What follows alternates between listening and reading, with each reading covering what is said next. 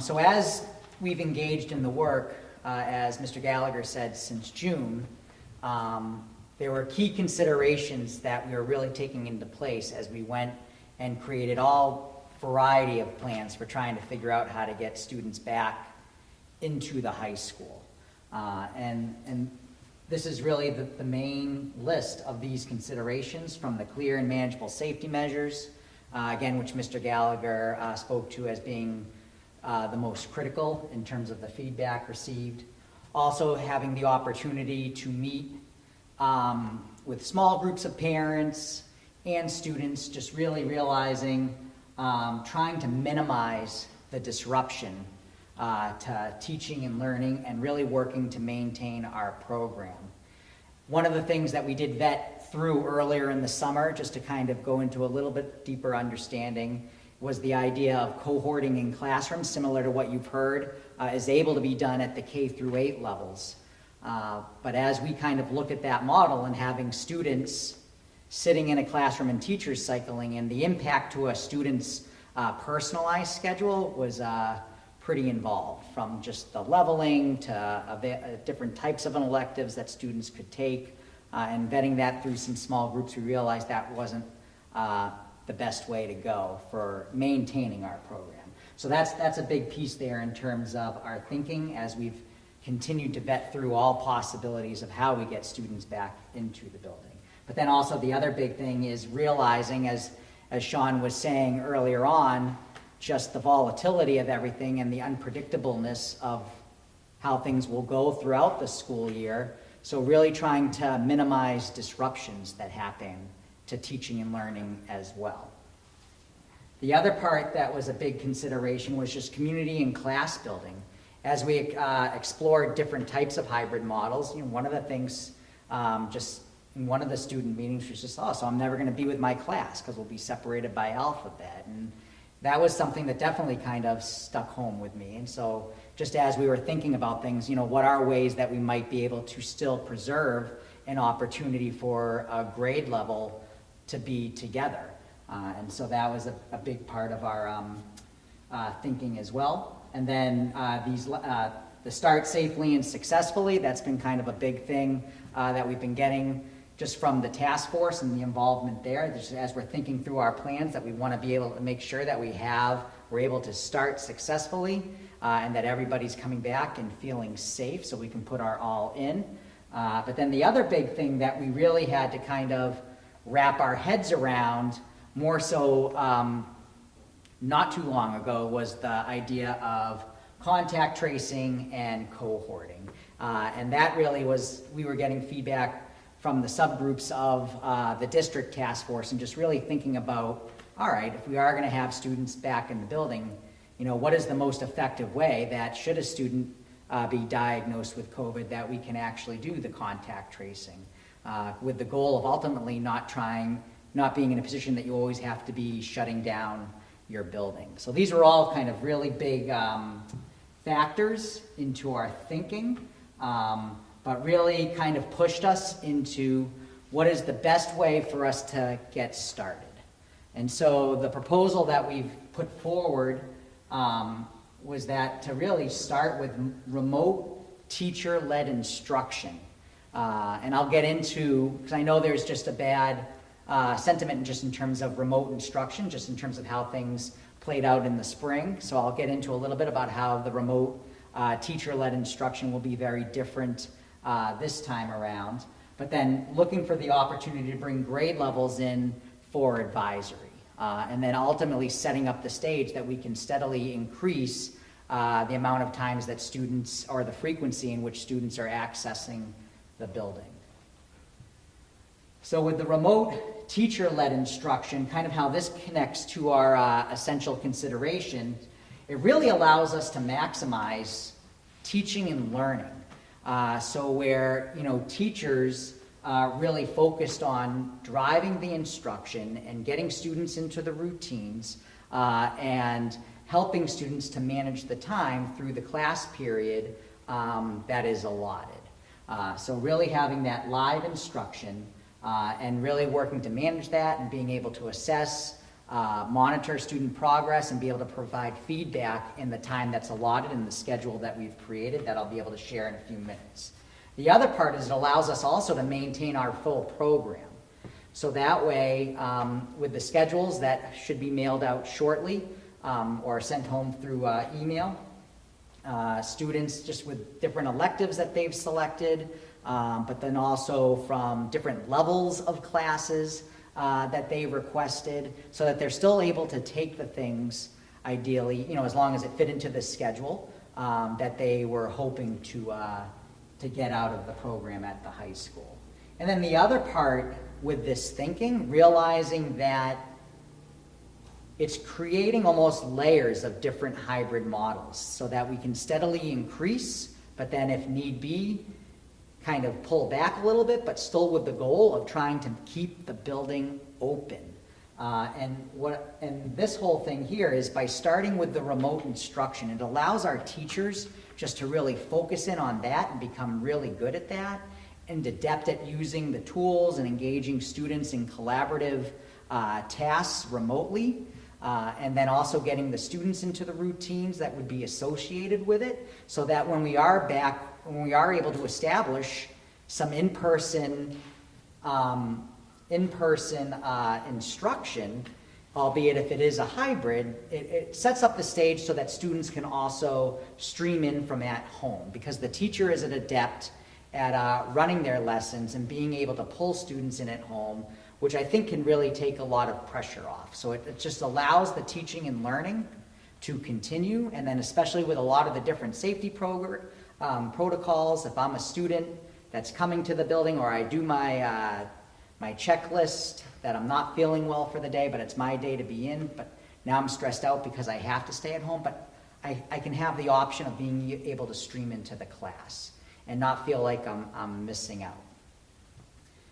With the advisory, in terms of the thinking here, so with the advisory period that we were working on last year as we worked to switch our schedule to adjust for the later start time, so our advisory block is called our Clipper block. And so every student, the advisory blocks are groups of 12 to 15 students who are assigned to a teacher advisor who would stay with them for all 4 years at the school. And what this does, by structuring it where we get students in, albeit initially only every other week, but with the goal of increasing that and time in the building, it allows a full grade level to be together. It allows for that in-person advising. I know I've gotten a lot of feedback, what's going to happen with my ability to connect with counselors and really know what I'm supposed to do if I'm a senior in terms of applying to college, or with freshmen, really just trying to manage and organize themselves around the transition. So it really does provide for that in-person support around those more holistic needs beyond just the academics. And then, as I said earlier, it supports the community building of a class, but ultimately, it gets students in the building so that we can continue to build from that and ultimately continue to try to increase the frequency and time period that students are in the building, being able to access their teachers, but then also at the same time, being able to see each other in a safe way.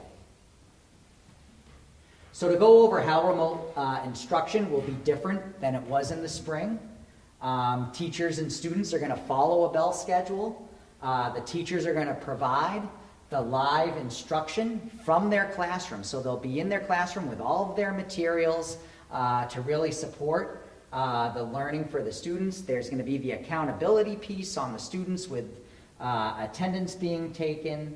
But really, as we've been working with the teachers, recognizing about making these lessons interactive for students. So it's not just about a student for 80 minutes watching a teacher lecture.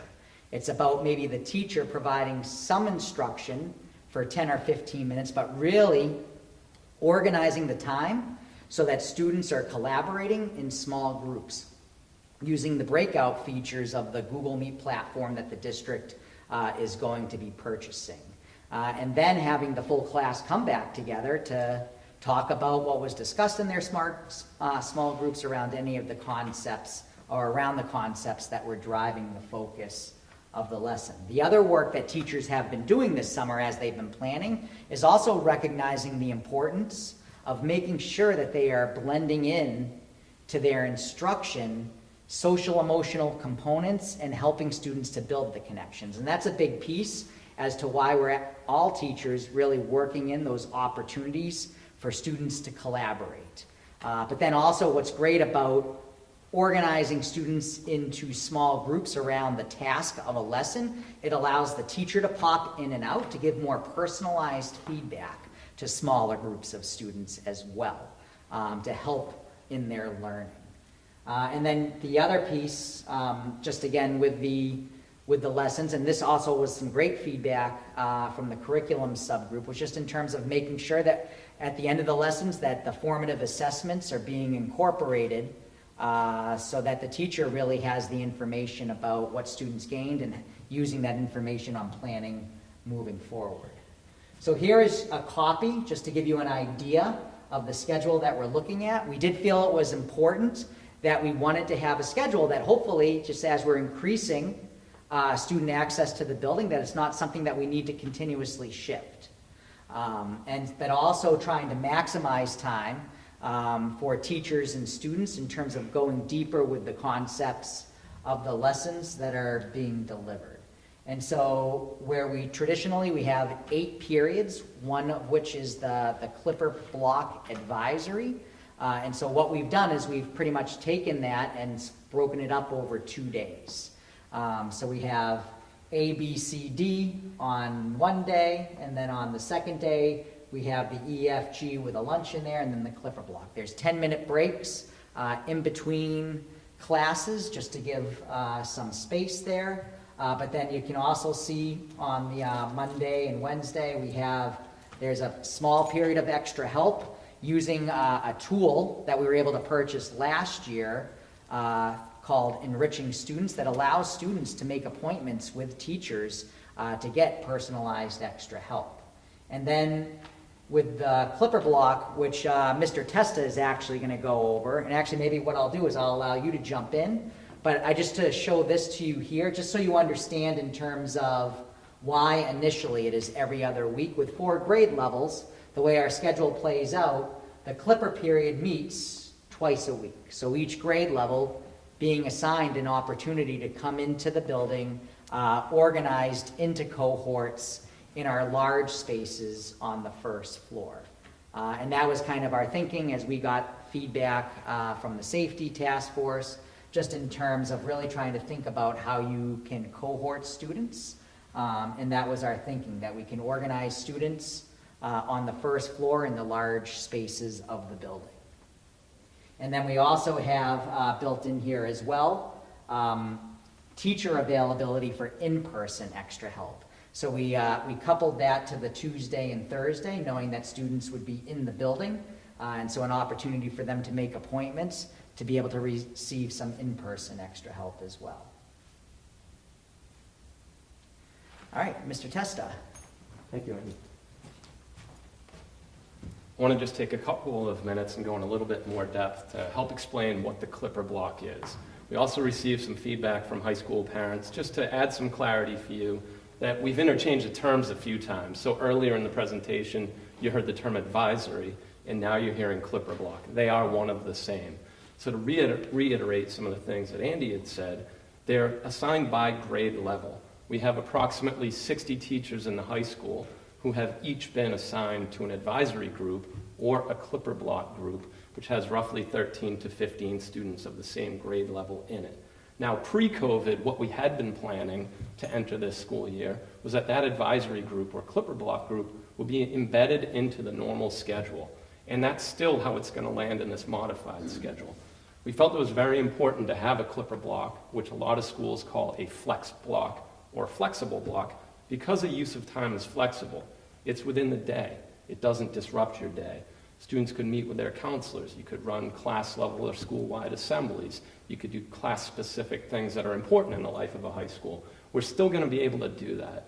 There's really going to be 2 modes of Clipper Block. First will be if it is your grade level assigned day to be on campus and to come into the high school in your assigned pod, in your cohort of 13 to 15 students, you'll be doing one of several things. It's important to have grade level specific activities. I could see, for instance, that at some point the freshmen are going to need to elect their class officers. Sophomores might be wanting to talk about upcoming events or social events if they're allowed to have them safely. And the life of juniors and seniors is also very different.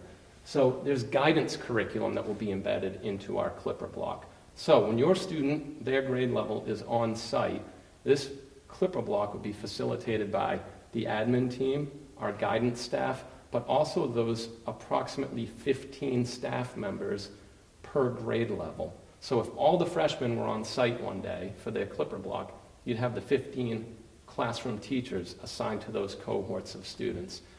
The guidance curriculum that we could and would embed, whether we were pre-COVID or now, would be, for instance, for freshmen, to just have that sense of help support their transition to the high school, help understand some of the traditions of the high school and what it means to be a student here at Newburyport High School.